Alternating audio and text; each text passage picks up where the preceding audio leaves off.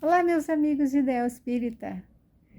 Hoje nós vamos fazer uma leitura de um livro maravilhoso que foi minha grande descoberta, Resgatando a Magia da Vida, de Joyce C. Mills. Histórias e práticas para alegrar o coração e nutrir a alma. Esse livro foi indicado no curso que eu estou fazendo de hipnose e ela trabalha com histórias, com os contos. Então é um grande casamento da história e da hipnose. E é isso com que eu quero trabalhar, trabalho, que eu gosto de fazer. Então esse livro me encantou. E ela tem uma sensibilidade, uma intuição. Então nós vamos ler um trechinho que diz bem do momento em que nós estamos vivendo, que estamos também falando aqui nos nossos vídeos. Então você que está chegando agora, meu nome é Márcia Mentor e você está no Reflexão Espírita do Dia. Aqui a ideia é que a gente faça esses encontros para fazermos aqui, o resgate, a conexão da nossa vida, conosco mesmo, com Deus e com os outros. Eu vou ler aqui o trecho. Todos nós vivemos entre furacões, que de uma forma ou de outra nos força a processos de mudança, estejamos prontos para mudar ou não.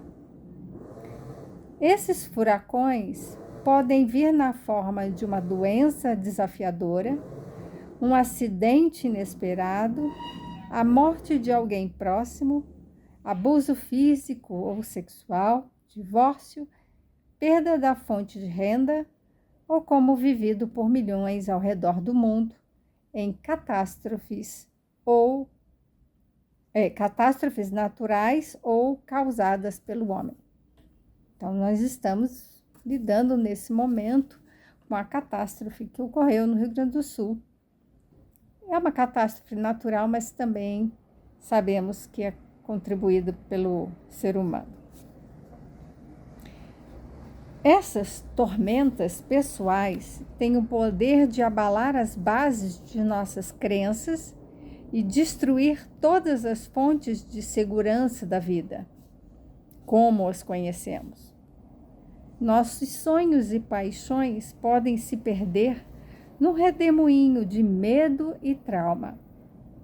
Se deixarmos o medo controlar nossas decisões e desejos durante esses tempos de desafio, podemos nos tornar desconectados com a magia que dá sentido e substância para a vida.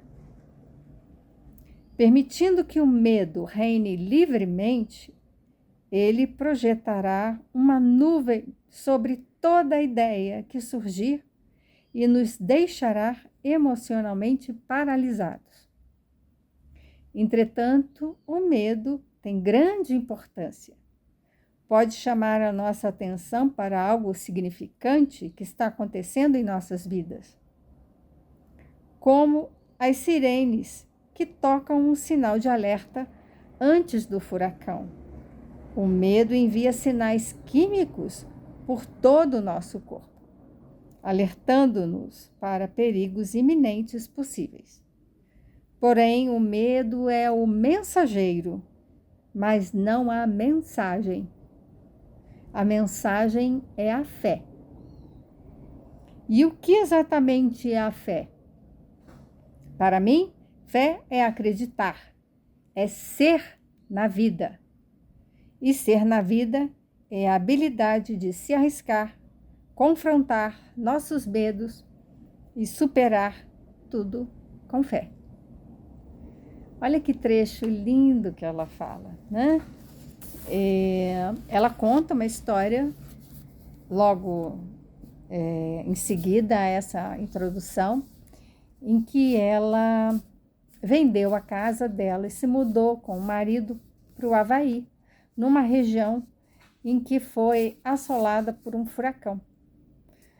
E naquele momento ela estava se perguntando o que foi que aconteceu, que ela viveu 28 anos na mesma casa com o marido, e depois que os filhos cresceram, ela tinha o trabalho dela, o marido tinha o trabalho dele, mas ainda assim eles pensaram em mudar e ir para um lugar tranquilo. E qual foi a surpresa deles? E quando eles se mudaram, mal chegaram lá, aquela região foi assolada por um furacão com mais de 300 quilômetros por hora de vento, né? A velocidade do vento. É assustador, de fato. Eu estou falando aqui e nesse momento que eu estou gravando, tem alguém um vizinho usando furadeira. Talvez o barulho esteja aqui incomodando um pouquinho. Mas vamos lá. Ela fala então desse furacão e a gente pode pensar tanto o furacão real, em que ela própria vivenciou, quanto como uma metáfora, né? A ideia de um furacão na nossa vida como os acontecimentos, primeiro que a gente não planejou, fomos pegos de surpresa, situações que nos acontecem que a gente não tem controle e que transformam a nossa vida, né? Vira a nossa vida às vezes de cabeça para baixo. Então pode ser tanto uma metáfora quanto de fato um acontecimento, como a gente viu estar tendo nesses dias no Rio Grande do Sul, né? O que está tendo lá, essa enchente, muitas pessoas desabrigadas, perderam tudo, e então é um momento de grande reviravolta na vida das pessoas. E isso acontece, ela fala, né? São processos de mudança que são forçados, eles não são planejados. Chega uma doença ou um acidente, a morte de alguém, o abuso, né? A violência, separação. Às vezes a separação é um evento planejado, mas ainda assim é algo que gera muito desgaste emocional. A menos que isso ocorra de forma amigável, em que o casal entenda que não faz mais sentido viverem juntos, mas que eles podem continuar, né, tendo uma relação de amizade. Isso seria o ideal, mas nem sempre é assim que ocorre. Mas outras coisas que ela coloca, né? Uma perda da fonte de renda. Isso afeta todo mundo, né? Você perdeu o emprego, ou como a gente teve a pandemia da Covid, muita gente teve que parar de trabalhar, a enchente que teve no sul, essas pessoas não estão trabalhando, algumas pessoas, e eu conheço algumas que perderam tudo, inclusive a fonte de renda delas. Elas trabalhavam em casa, tinham material, né, livros que elas vendem, né, pela internet, perderam tudo. E essas coisas são inesperadas. A gente é pego ali de surpresa e gera esse solavanco na vida da gente, né? É uma mudança que tem que ocorrer de forma muito forçada. Então, ela fala que todas essas tormentas, elas abalam emocionalmente. E, inclusive, abalam as nossas crenças. Que, por um lado, é interessante que a gente analise quais são as crenças que nós temos. E algumas a gente vai precisar se questionar, né? Crenças em que nós não somos dignos de receber amparo, amor. E nessa hora a gente vai ver que recebemos, temos o amparo, recebemos o carinho, o amor. Mas, por outro lado, crenças em que a gente começa a questionar por que tantas coisas que a gente vai julgar como ruins acontecem na nossa vida. Né? O que foi que eu fiz para merecer tais desgraças? Então, a gente atribui esse nome, que são adjetivos que refletem o nosso julgamento. Julgamento de que algumas coisas que nos afetam, elas, por não serem desejadas, né? Então, eu não desejo ficar doente, eu fiquei doente. E aí, eu não aceito que eu fiquei doente, eu reclamo, eu julgo. E eu começo a maldizer. Então, afeta a minha crença no sentido de que eu posso entender que Deus está me castigando. Como que é a minha relação com Deus? Se Deus pode tudo, sabe tudo, por que que Ele não está cuidando de mim? Por que que Ele permite que desgraças aconteçam, catástrofes aconteçam? Isso reflete a nossa visão de mundo, a nossa relação com Deus, mas basicamente é como que a gente se coloca nessa relação. Será que eu tenho que atribuir todas as responsabilidades ao outro e não a mim? Qual a minha participação nisso tudo que está acontecendo na minha vida? É importante que a gente reflita. Não estou dizendo que a gente tem resposta e não estamos aqui para dar respostas, muito menos culpar e julgar. Nós estamos aqui para refletir. E outro aspecto que ela coloca, né? Quando a gente começa a sentir essa fragilidade, né? Nos afeta emocionalmente, gera um abalo, que a gente vai verificar o que é frágil e o que não é. O que em nós está fortalecido em termos de crença, em termos de emoções, de ética, né? Questão ética, e aquilo que não está. Relacionamento. Na pandemia, o que aconteceu? Aumentou o número de divórcio. Né? O que acontece que esses casais, quando se viram ali convivendo diariamente,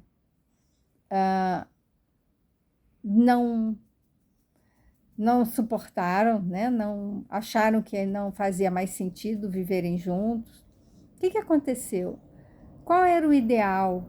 Qual era a ilusão que havia antes e que foi sendo percebido com a convivência?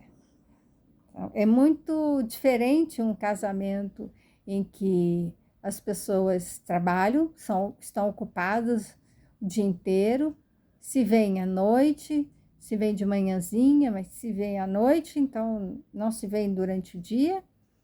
E no final de semana passeiam, tem almoços, jantares, festas.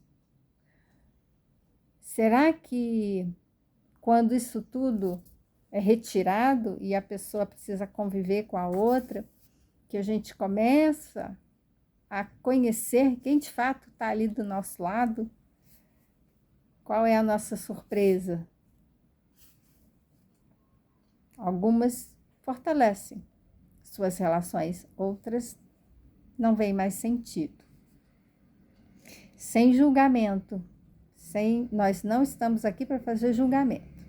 Só, vou repetir, reflexão, constatação, dados de realidade, o que a gente vê acontecendo e o que a gente precisa perceber em nós para podermos modificar e para podermos modificar no sentido de buscar melhorar, né? Então, ela ainda acrescenta que os nossos sonhos e paixões podem se perder num redemoinho de medo e trauma. Muitos acontecimentos na nossa vida, eles vêm por uma necessidade nossa, uma necessidade de a gente fazer uma pausa e se questionar: o que está acontecendo, o que eu preciso fazer, qual é o meu propósito, qual o sentido disso tudo. Daí, quando a gente vive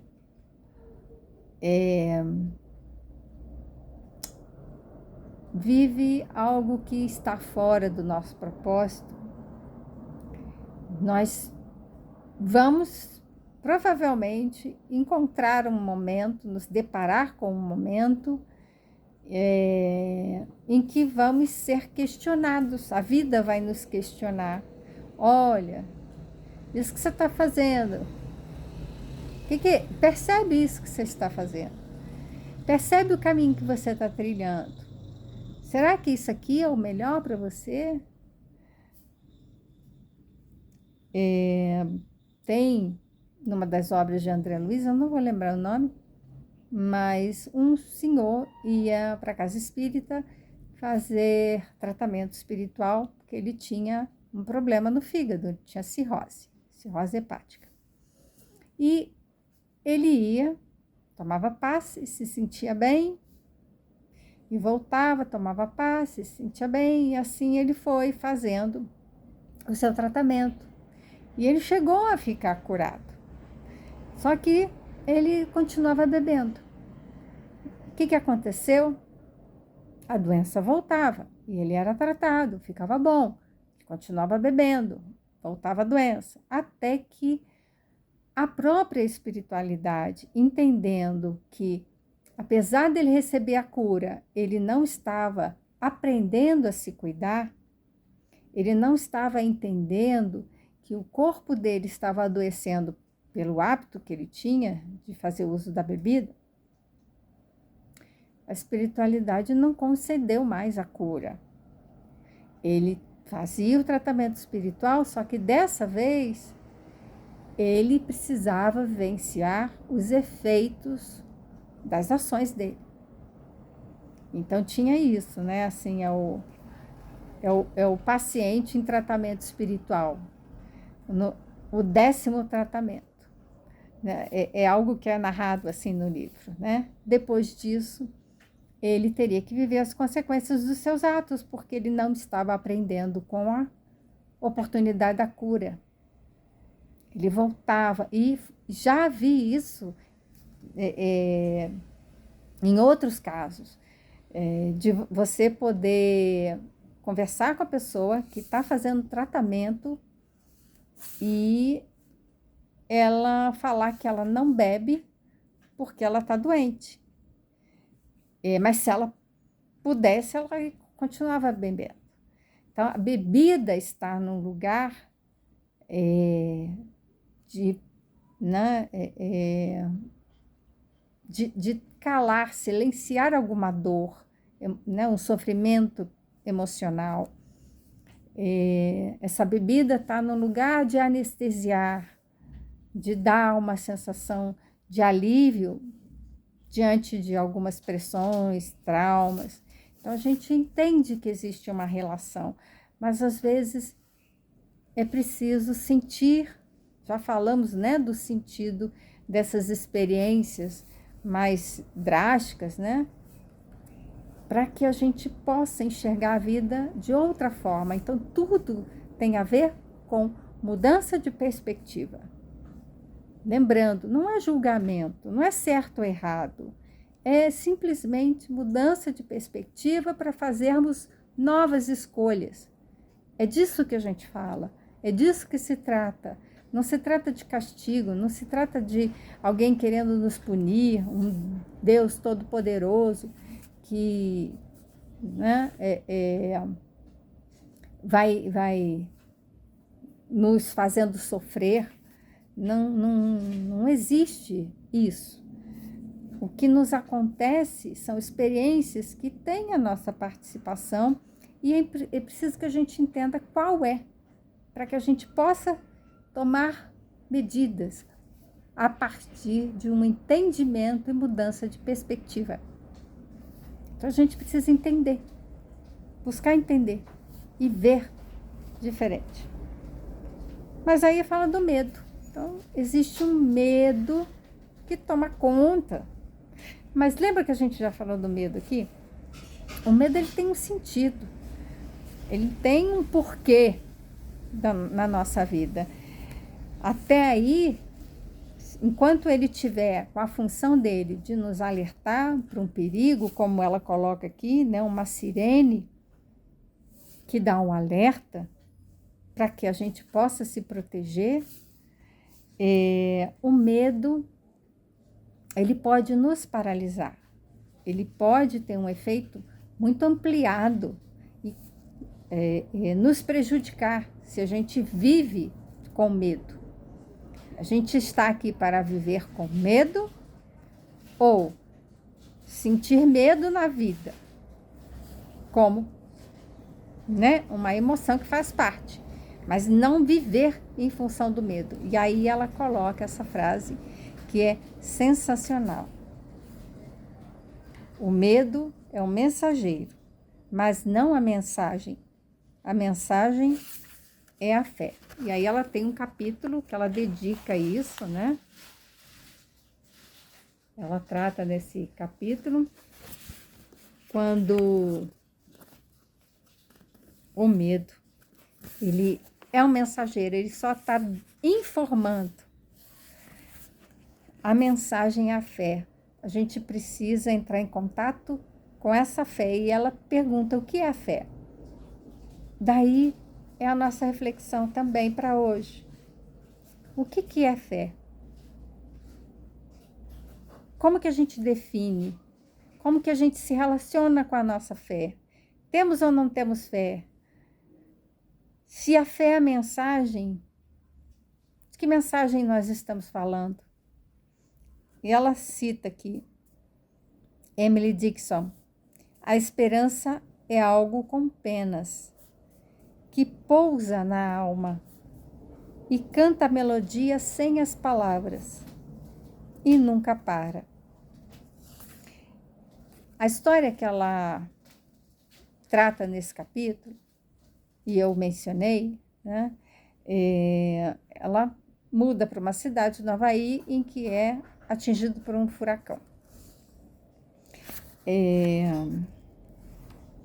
Ver se eu lembro o nome do furacão aqui. Não sei se eu vou... Não marquei, acho que eu não vou lembrar. Mas ela fala aqui: houve um momento em particular quando os ventos estavam no ponto mais forte, rajadas de 365 km por hora, e o prédio de concreto e a laje de concreto onde estávamos abrigados parecia balançar. Eles estavam num abrigo, porque eles receberam o aviso, né? Então, o medo é o mensageiro, ele avisou que vinha um perigo. Como a sirene, que ela faz a menção, né? Então, eles foram se abrigar. Ainda assim, o vento arrancou. De repente, com um poder ensurdecedor, uma força enorme, as partes de cima das laterais de madeira e aço voaram, espalhando escombros por toda parte. Movendo-se rapidamente, todos começaram a virar as grandes mesas e bancos da cantina como proteção contra os escombros que voavam. Olhando para o peso daquelas mesas hoje, não sei de onde minha força veio naquele momento. É por isso que o medo, ele aparece, porque o medo, ele tem a capacidade de colocar, né, mobilizar o nosso corpo para essa força, para que a gente tenha força suficiente para correr, lutar, enfim, empurrar mesas pesadas, a gente tenha uma força por conta dos hormônios que são liberados na hora do medo. E aí ela percebeu a voz do marido, que estava com medo. E ela e o marido se esconderam embaixo daquela mesa. E Nick é o nome do furacão que passou. E eles se esconderam e o marido falava: sei que perdemos tudo, porque eles tinham que sair de casa, eles estavam no abrigo, se protegendo contra os ventos lá do furacão. Eu sei também, neste delicado momento de dor e medo, que algo parecia ser perda certa, que o flash de um sonho que tive antes de nossa mudança veio à minha mente, como um relâmpago inesperado atravessando o céu escuro de medo dos meus pensamentos. Então ela estava com muito medo e ela percebeu que uma lembrança atravessou esses pensamentos como se fosse um raio de luz.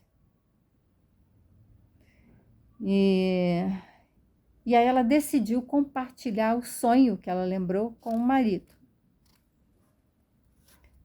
Ela estava com muito medo de fazer essa viagem, essa mudança. Quanto mais perto da data da mudança, mais medo ela sentia. Até que uma noite, ela orou e pediu para que em sonho ela pudesse ser ajudada em relação ao medo que ela sentia. E ela contou o sonho para o marido. Eu estou andando em direção a um campo, talvez onde uma cerimônia nativo-americana acabara de acontecer. Vindo em minha direção há um homem e uma mulher. A mulher está carregando um pássaro, um pássaro grande aninhado em seus braços. Só as penas da cauda ficaram à mostra, enquanto a cabeça estava escondida sob o braço dela. O homem está carregando um grande pássaro cinza e branco, com um pescoço longo e pernas lindas.